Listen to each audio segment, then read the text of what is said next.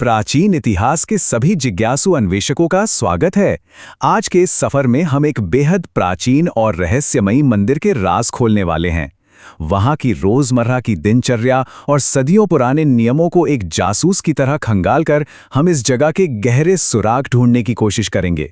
आइए एक ऐसी जगह की कल्पना करते हैं जहां बिजली का कोई नामो निशान तक नहीं है, कोई चमकता हुआ बल्ब नहीं, कोई ट्यूबलाइट नहीं, बस सदियों पुरानी परंपराएं।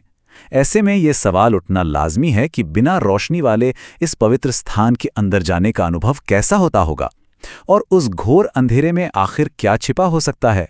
इस रहस्य को पूरी तरह सुलझाने के लिए हमारा नक्शा 3 अहम सुरागों में बटा है। पहला, अंधेरे मंदिर का रहस्य। दूसरा, पुजारियों की प्राचीन परंपराएं। और तीसरा, प्राचीन दैनिक प्रसाद। तो चलिए बिना किसी देरी के आगे बढ़ते हैं। सबसे पहले सुराग से शुरुआत करते हैं, अंधेरे मंदिर का रहस्य और वहां का एक बहुत ही अद्भुत संवेदी अनुभव। हमारे स्रोतों में एक बहुत ही दमदार शब्द का इस्तेमाल हुआ है, घोर अंधेरा। जब कोई भी व्यक्ति मंदिर के मुख्य द्वार से अंदर कदम रखता है तो वहां एकदम घना गहरा अंधेरा होता है। और ये तो हम सभी जानते हैं कि जब आंखों से कुछ स्पष्ट नहीं दिखता तो हमारी बाकी इंद्रियां जैसे सुनने और महसूस करने की शक्ति अचानक से काफी तेज हो जाती हैं।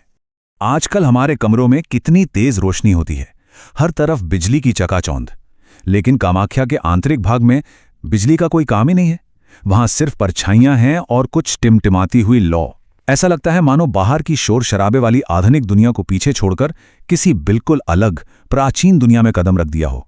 अब सवाल यह है कि बिना बिजली के वहां कुछ भी कैसे देखा जाता है। इसका जवाब है अखंड दीपक।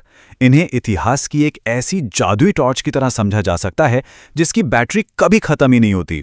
सदियों से लगातार जल रहे इन तेल के दियों की हल्की सी टिमटिमाती रोशनी ही उस घोर अंधेरे में एकमात्र चमक बिखेरती है।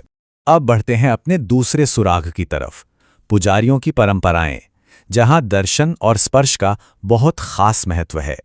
यहाँ पुजारियों के नियम बहुत ही सटीक और सरल हैं। क्योंकि वहाँ घोर अंधेरा होता है, इसलिए आम मंदिरों की तरह स्पष्ट रूप से कुछ भी देखना मुमकिन नहीं है। इसके बजाय दर्शनार्थी शांति से बैठते हैं, पुजारी उनके माथे पर पवित्र जल लगाते हैं और फिर उन्हें वापस बाहर भेज दिया जाता है। बस इतना ही सरल। और ये तरीका वाकई बहुत ही शानदार है। जब आंखों से कुछ दिखाई नहीं देता तो स्पर्श का एहसास कितना जादुई हो जाता है ना। उस घोर अंधेरे में ठंडे पवित्र जल का माथे पर वो साधारण सा स्पर्श ही लोगों को इस प्राचीन स्थान से गहराई से जुड़ने का सबसे सशक्त माध्यम बन जाता है। चलिए अब अपने तीसरे और आखिरी सुराग पर आते हैं, प्राचीन दैनिक प्रसाद और बलियों का चक्र।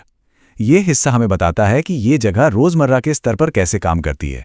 इस जगह के पूरे कामकाज को समझने के लिए एक संख्या बहुत अहम है, और वो है 3। यह संख्या मंदिर में पुजारियों द्वारा दी जाने वाली 3 अनिवार्य दैनिक बलियों को दर्शाती है।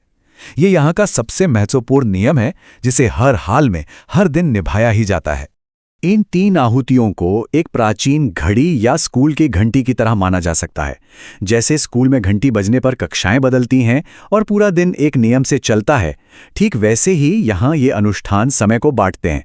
पहली बलि सुबह मंदिर खुलने पर, दूसरी दोपहर को और तीसरी शाम के समय दी जाती है। तो मुख्य बात यह है कि पुजारी इन 3 मुख्य अनुष्ठानों को तो एक मजबूत खंभे की तरह निभाते ही हैं, लेकिन साथ ही पूरे दिन भर अन्य प्रसाद और छोटे अनुष्ठान भी लगातार चलते रहते हैं। सदियां बीत गईं, पीढ़ियां बदल गईं, लेकिन ये अखंड ऐतिहासिक परंपरा आज भी बिना रुके वैसी ही चल रही है। इस पूरी चर्चा के अंत में ये एक सोचने वाली बात है कि ये सख्त नियम, बिना बिजली वाला वो रहस्यमयी अंधेरा और पवित्र जल का वो साधारण सा स्पर्श, ये सब मिलकर आज की इस आधुनिक दुनिया में भी प्राचीन इतिहास को कैसे पूरी तरह से जीवित रखे हुए हैं। शायद इतिहास सिर्फ किताबों के पन्नों में नहीं, बल्कि ऐसी अटूट परंपराओं और संवेदी अनुभवों में भी सांस लेता है। तो आगे और क्या क्या प्राचीन रहस्य खोजने बाकी हैं? ऐसे ही दिलचस्प सफर के लिए हमेशा तैयार रहें।